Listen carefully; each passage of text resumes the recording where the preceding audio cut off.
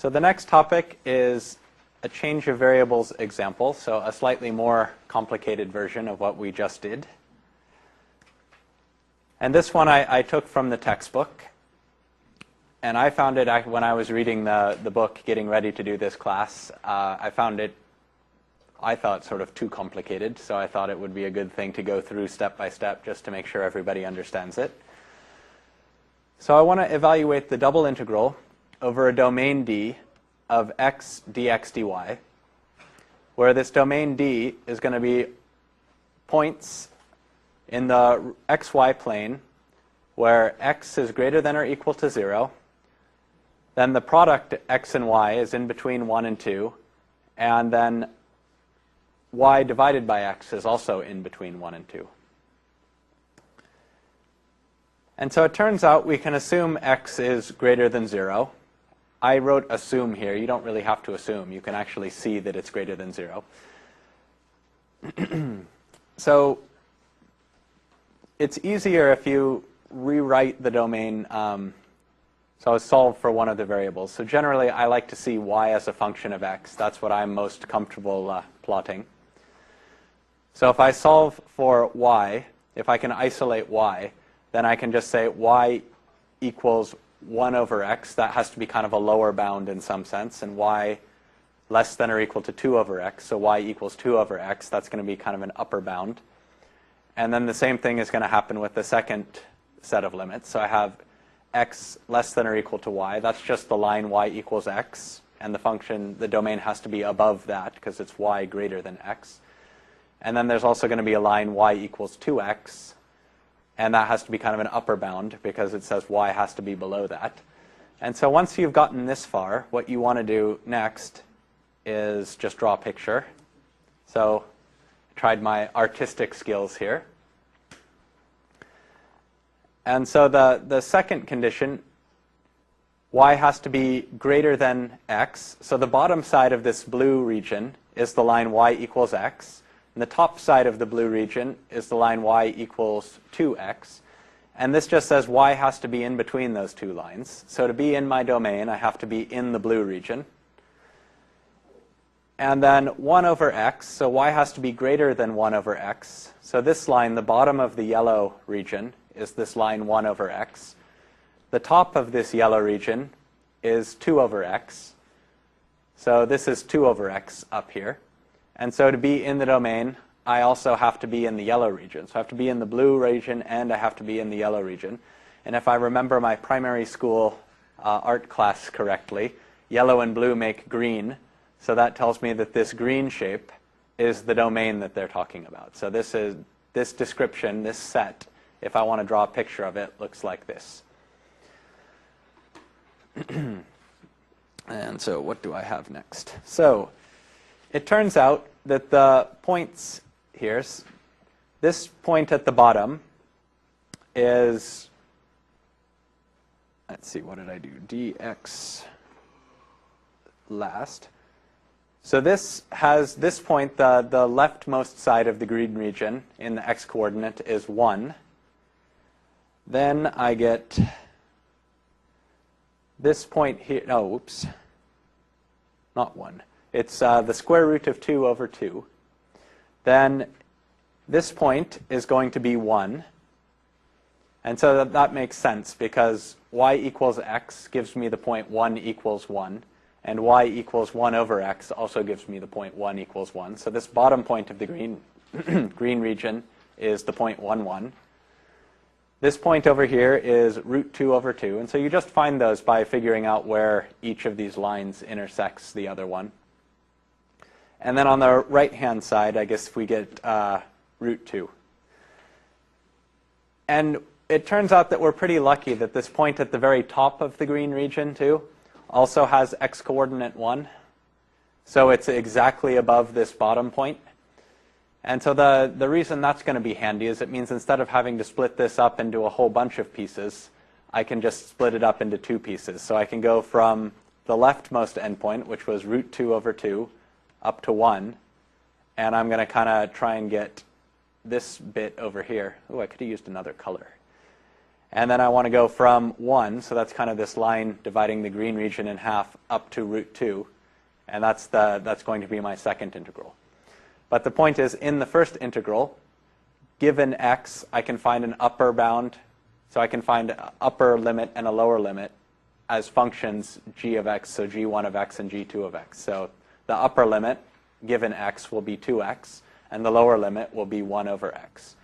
Then when I'm on the right-hand side of the x equals 1 line, the upper limit will be 2 over x, so that's this line up here, and the lower limit will just be x, so y equals x.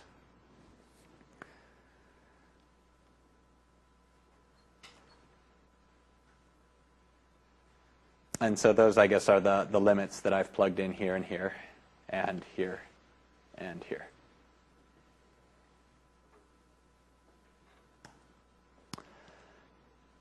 So I think most of this slide, you can tell it's going to be bad because I didn't have enough space to even put the title up at the top. I needed, more space to put the calculations.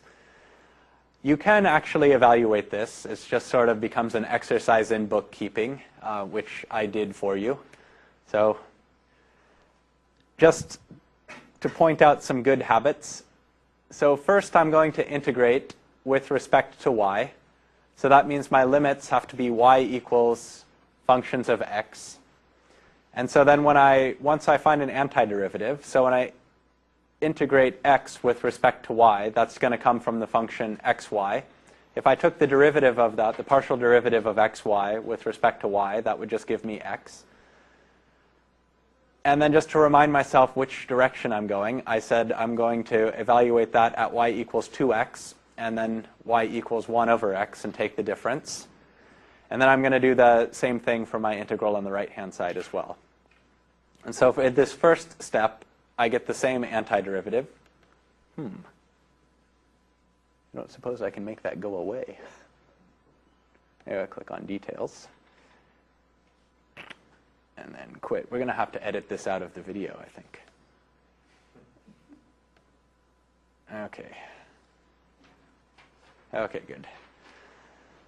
So hopefully I don't get some terrible virus in the next 12 minutes. So in the first step, we're going to get the same antiderivative. But once I evaluate this at the limits, so the limits in the y direction are different in the first integral than they are in the second integral. So I'm going to have a different integral when I come to doing the second step of my iteration. And so this is what I end up with, integral from root 2 over 2 to 1 of 2x squared minus 1, and then the integral from 1 to root 2 of 2 minus x squared.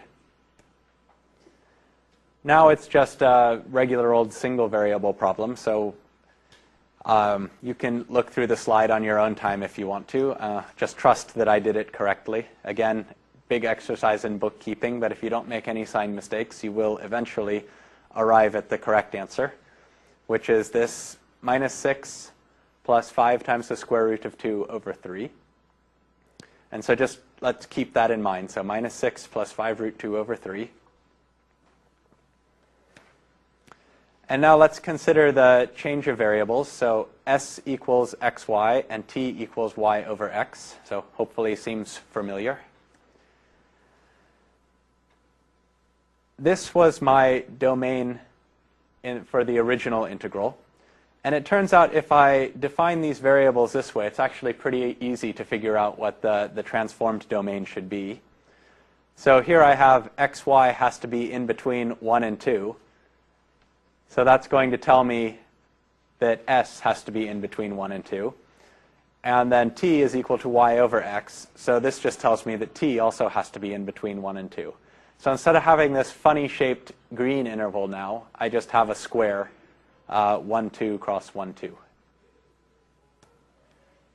So that's my new domain of integration, omega. And you can sort of use the same reasoning that I used with the diamond.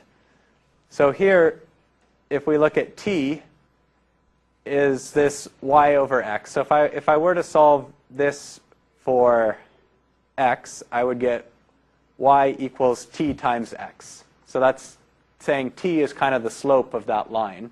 And if you think about what's happening in this blue region, t equals 1 corresponds to the bottom of the blue region, and t equals 2 corresponds to the top of the blue region, just because here I have y equals 1 times x up to y equals 2 times x. And in between 1 and 2, if I had t equals 3 over 2 times x, that would just be a line that split the blue region right down the middle. So you can sort of think of it as this bottom line swinging up to the top line. So it's pivoting on the origin just from y equals x up to y equals 2x. And then the same thing for this s equals xy. I could think of that as y equals s over x. And so again, I see there's this number 1 going up to 2. Oops, going up to 2.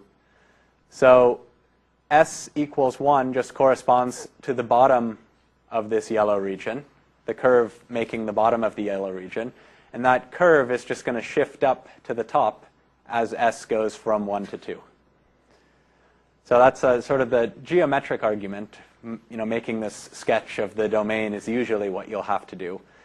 It turned out this wasn't quite as hard as I thought it would be the first time I read it, just because I realize now the reason that the textbook defined this domain in such a complicated way is because it makes it easy to see what the limits on s and t are going to be, just because this is really telling you what the limit of s is, and this is really telling you what the limit of t is.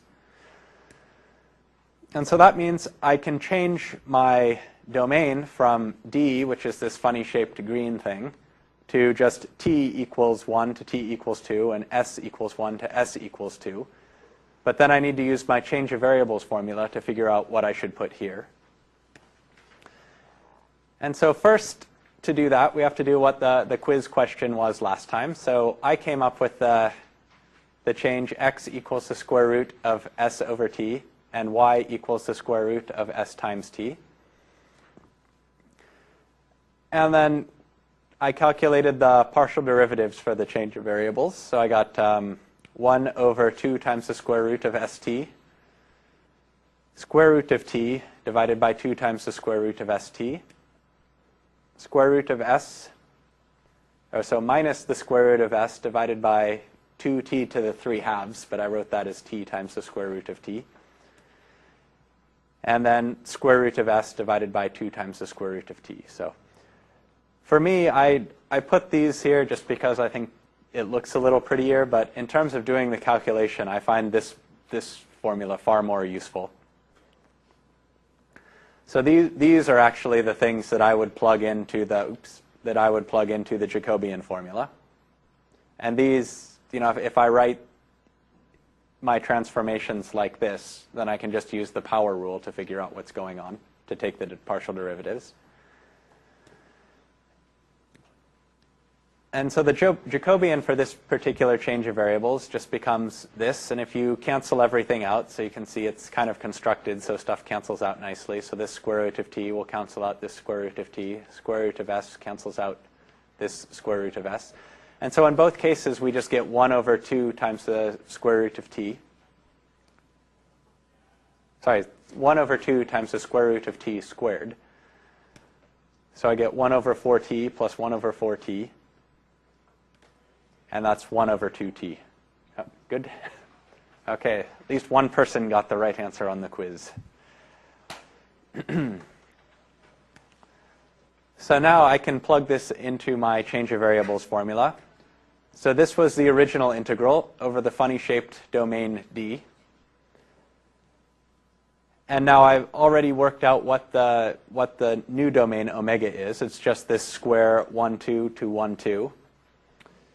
I have my function is x, and my change of variables was x is equal to the square root of s divided by t. So this is, oops, let's see if I can.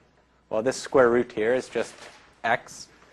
Then the absolute value of my Jacobian is 1 over 2 times t. And since I defined x and y to be greater than 0, that was part of the definition of my domain, then the Jacobian, so t, is this function of x and y, but it's going to be positive only when x and y, or it's positive when x and y are positive. So the absolute values, they're kind of invisibly here, but not necessary. And then I can change this into an integral ds dt. And so now I just have to integrate this function instead of just x, but at least the limits are quite a lot easier this time. So instead of having these complicated limits for the first integral, I now just have 1 and 2. And so again, it's just sort of two single variable problems, one after the other. And again, I like to write it in this form here, so I can see clearly how the power rule or the anti-power rule are working. And so the rest of it's just sort of an exercise in keeping track of signs and not screwing up too much. And once we get to the end, I end up with the same value. So last time I had -6 plus 5 root 2 over 3. The only thing that changed here is somehow my -6 ended up being second. But we get the same answer, so that's a pretty good affirmation.